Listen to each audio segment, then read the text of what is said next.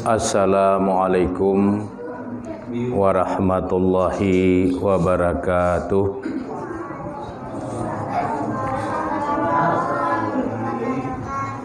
Alhamdulillah allazi khalaqal maut wal hayat liyabluwakum ayyukum ahsanu amala. Asyhadu an la ilaha illallah wa asyhadu anna Muhammadan abduhu wa rasuluhu allazi la nabiyya ba'dah. Allahumma sholli ala Muhammad wa ala alihi wa ashabihi ajma'in. Radina billahi rabbah wa bil islami dina wa bi Muhammadin nabiyya wa rasulah. Amma ba, yang saya hormati bapak-bapak dan ibu-ibu yang dirahmati oleh Allah Subhanahu wa taala. Puji dan syukur kita sampaikan kehadirat Allah Subhanahu wa taala yang telah memberikan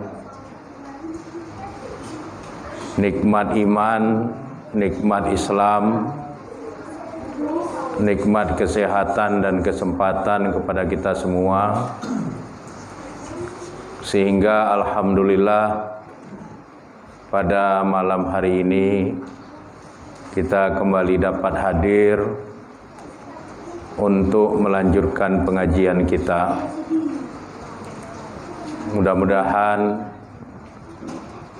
ini akan menjadi bahagian dari amal ibadah yang makbul, yang diterima oleh Allah Subhanahu wa taala, bermanfaat dalam kehidupan kita di dunia ini, dan juga insyaallah akan lebih bermanfaat dalam kehidupan di alam akhirat kelak.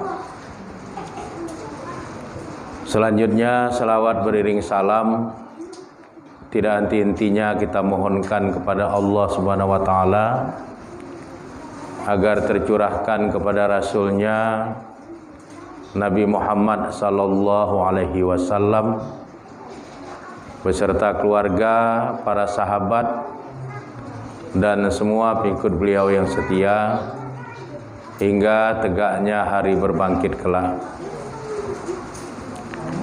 Adapun materi pengajian kita pada malam hari ini adalah membahas tentang sifat mazmumah, sifat buruk, yaitu yang disebut dengan istilah al-khiyanat. Di dalam Islam kita diajarkan bahwa ada dua jenis akhlak, yaitu akhlakul mahmudah, akhlak yang terpuji, dan yang kedua adalah akhlakul mazmumah, akhlak yang jelek atau akhlak yang tercela.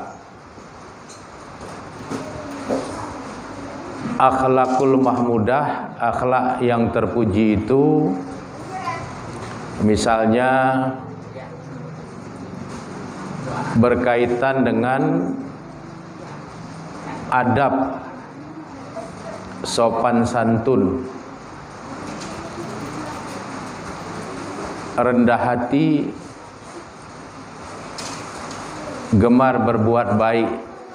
Itu adalah akhlakul mahmudah, akhlak yang terpuji. Sedangkan akhlakul mazmumah, akhlak yang tercela itu misalnya dengki, iri, riya, sum'ah, ujub, takabur, termasuk di dalamnya khianat. Pada malam hari ini kita akan membahas tentang akhlakul mazmumah, akhlak yang tercela yang berkaitan dengan sifat khianat. Khianat itu satu kosakata yang berasal dari bahasa Arab, disebut dengan istilah isim masdar, kata kerja yang dibendakan atau akar kata di dalam bahasa Arab. Kata khianat itu berasal dari fi'lul madhi, kata kerja masa lalu, khona, kemudian fi'lul mudhari'nya yakhunu, dan masdarnya adalah khaunan wa khiyanatan. Jadi khianat itu adalah bentuk masdar dari fi'lul madhi khona. Di dalam bahasa Indonesia, khianat itu secara kebahasaan diartikan dengan tidak jujur, diartikan dengan tidak menjaga amanah atau tidak menjaga titipan. Khianat juga diartikan dengan mengurangi sesuatu dari yang semestinya. Dan khianat juga diartikan dengan bahasa kiasan menggunting di dalam lipatan. Biasa juga disebut dengan istilah kiasan lain, tinggi gunung 1000 janji. Itulah pengertian dari khianat secara lughawiyah, secara kebahasaan. Kalau kita lihat pengertian secara kebahasaan, bahwa sifat khianat itu adalah sifat-sifat yang mazmumah, sifat-sifat yang tercela. Oleh karenanya dia disebut dengan akhlakul mazmumah, akhlak yang tercela atau akhlak yang buruk. Imam Al-Qurtubi di dalam kitab tafsir Al-Jami' li Ahkamil Quran, juz yang ke-7 halaman 395, beliau menjelaskan bahwa pengertian khianat itu adalah curang dan menyembunyikan sesuatu. Jadi semua perbuatan curang, semua perbuatan yang sifatnya menyembunyikan sesuatu, itu menurut Imam Al-Qurtubi di dalam kitab beliau Al-Jami' li Ahkamil Quran, juz 7 halaman 395, itu adalah khianat. Kemudian Imam Ibnu Hajar Al-Haytami, seorang ulama besar dari mazhab Syafi'i, di dalam kitab beliau Al-Zawajir an Iktirafil Kabair, halaman 442, menyebutkan bahwa khianat adalah bahagian dari al-kabair. Sifat khianat itu bahagian dari dosa-dosa besar. Sifat khianat itu beserta perbuatan khianat itu dosa besarnya sama dengan orang mendurhakai kedua ibu bapanya, sama dengan orang melakukan perzinahan, sama dengan orang melakukan pembunuhan, sama dengan dosa orang yang melakukan kezoliman, yaitu merampas hak orang lain atau menindas orang lain. Jadi sifat khianat dan perbuatan khianat itu adalah mazmumah, akhlak yang tercela, yang masuk dalam kategori al-kabair, dosa-dosa besar. Kemudian Imam Az-Zahabi di dalam kitabnya Al-Kabair halaman 149, beliau mengatakan bahwa sifat dan perbuatan khianat itu adalah al-kabair juga. Artinya itu adalah dosa yang besar. Oleh karenanya umat Islam wajib menghiasi dirinya dengan akhlakul mahmudah, dengan akhlak-akhlak yang terpuji, dan menjauhi semua akhlak yang disebut dengan akhlakul mazmumah, akhlak yang tercela, termasuk di dalamnya sifat dan perbuatan khianat. Karena sifat dan perbuatan khianat itu adalah bahagian dari al-kabair, bahagian dari dosa yang besar. Bapak-bapak dan ibu-ibu jamaah pengajian yang dirahmati oleh Allah Subhanahu wa taala, di dalam Al-Qur'an, tepatnya di dalam surat Al-Anfal ayat ke-27, Allah Subhanahu wa taala melarang umat Islam untuk berperilaku dan bersifat khianat. Di dalam ayat ini Allah Subhanahu wa taala berfirman, A'udzubillahi minasyaitonirrajim. Bismillahirrahmanirrahim. Ya ayyuhallazina amanu, wahai orang-orang yang telah beriman, la takhunullaha warrasula. Janganlah kamu sekalian mengkhianati Allah, dan janganlah kamu sekalian mengkhianati Rasulnya.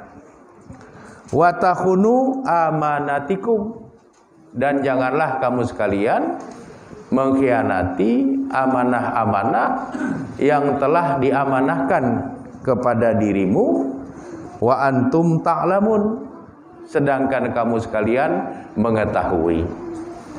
Jadi berdasarkan surat Al-Anfal ayat 27 ini, kita diberitahu bahwa Allah Subhanahu wa taala melarang sifat dan perbuatan khianat. Yang kedua, kita dilarang berkhianat kepada Allah dan Rasul-Nya. Apa yang dimaksud dengan berkhianat kepada Allah dan Rasul-Nya? Yaitu tidak menjalankan apa-apa yang diperintah, malah kemudian melaksanakan apa-apa yang dilarang. Itulah sifat khianat dan perbuatan khianat terhadap Allah dan Rasul-Nya. Padahal sikap yang terpuji itu adalah menjalankan perintah, menjauhi larangan, bukan meninggalkan perintah, menjalankan larangan. Jadi siapapun yang meninggalkan perintah dan menjalankan larangan, maka mereka itu sudah berkhianat kepada Allah dan sudah berkhianat kepada Rasulullah sallallahu alaihi wasallam.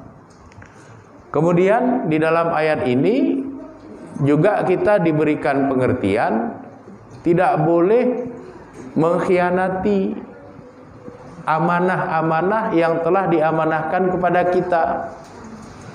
Artinya apapun yang dititipkan kepada kita, maka kita tidak boleh mengkhianatinya. Kalau disuruh menyampaikan 10, ya 10 kita sampaikan. Jangan disuruh menyampaikan 10, yang disampaikan 9. Itu namanya tidak amanah atau khianat. Sedangkan kita mengetahui, wa antum ta'lamun. Sedangkan kamu mengetahui. Jadi orang melakukan perbuatan khianat itu dengan penuh kesadaran. Dia tahu itu tidak betul, tapi dilakukannya juga. Oleh karenanya kita harus berhati-hati ya, berkaitan dengan sifat tercela dan perbuatan tercela yang disebut dengan khianat.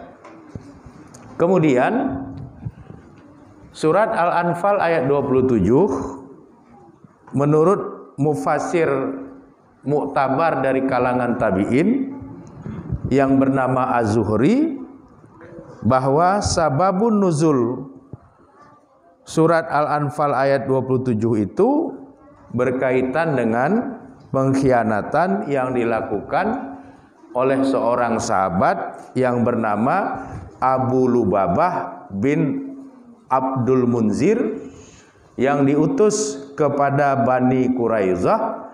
Kemudian dia mengkhianati amanah yang diberikan oleh Rasulullah kepadanya.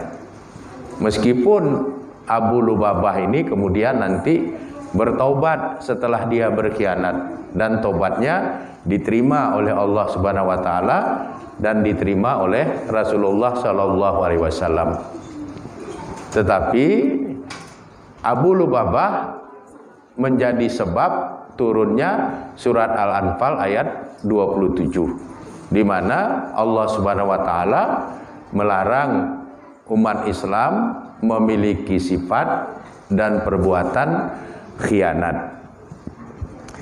Kemudian seorang sahabat yang bernama Abdullah bin Abbas atau Ibnu Abbas menjelaskan bahwa yang namanya khianat itu adalah meninggalkan perintah, mengerjakan larangan. Jadi kalau yang diperintah ditinggalkan, yang dilarang dikerjakan, itu kata Ibnu Abbas adalah sifat dan perbuatan khianat. Lawan dari sifat dan perbuatan khianat ini adalah amanat. Yang dimaksud dengan amanat, kata Abdullah bin Abbas, adalah sesuatu yang dipercayakan oleh Allah dan Rasulnya untuk dijaga dan diamalkan. Itulah amanah.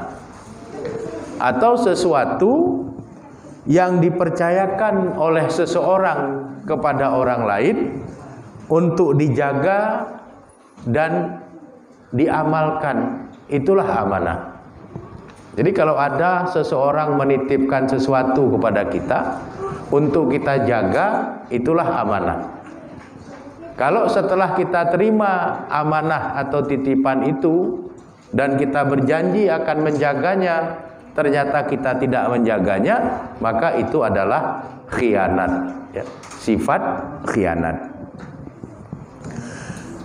Bapak-bapak dan ibu-ibu serta anak-anak kami yang dirahmati oleh Allah Subhanahu wa taala, sifat khianat di dalam Islam berdasarkan hadis yang diriwayatkan oleh Imam Bukhari dari sahabat Abu Hurairah adalah bahagian dari sifat nifak. Ya, nifak itu adalah sifat kemunafikan. Jadi khianat sama dengan nifak, sama dengan perbuatan munafik. Di dalam hadis ini Nabi bersabda, ayatul munafiqi salasun. Tanda-tanda dari munafik itu ada 3. Yang pertama, iza haddasa kadzaba. Kalau dia berbicara, maka bicaranya adalah dusta. Ya, jadi iza haddasa kadzaba. Kalau dia bicara, bicaranya dusta. Artinya pekerjaannya memang dusta. Ya, jadi bukan sekali-sekali dia berbohong, memang tiap hari, tiap jam, tiap detik, tiap menit bohong terus. Nah, itulah sifat munafik. Kemudian yang kedua, wa iza wa'ada akhlafa. Kalau dia berjanji, maka dia mengingkari. Ada 10 janjinya, 10 diingkari. Tapi kalau ada 10 janjinya, 1 yang diingkari, 9 dipenuhi, itu belum termasuk munafik. Tapi kalau sudah semua janjinya diingkari, itu adalah munafik. Kemudian yang ketiga, wa iza tumina khona. Kalau dia diberi amanah, dia berkhianat. Nah, ini sifat yang ketiga inilah yang pengertiannya itu sama dengan khianat.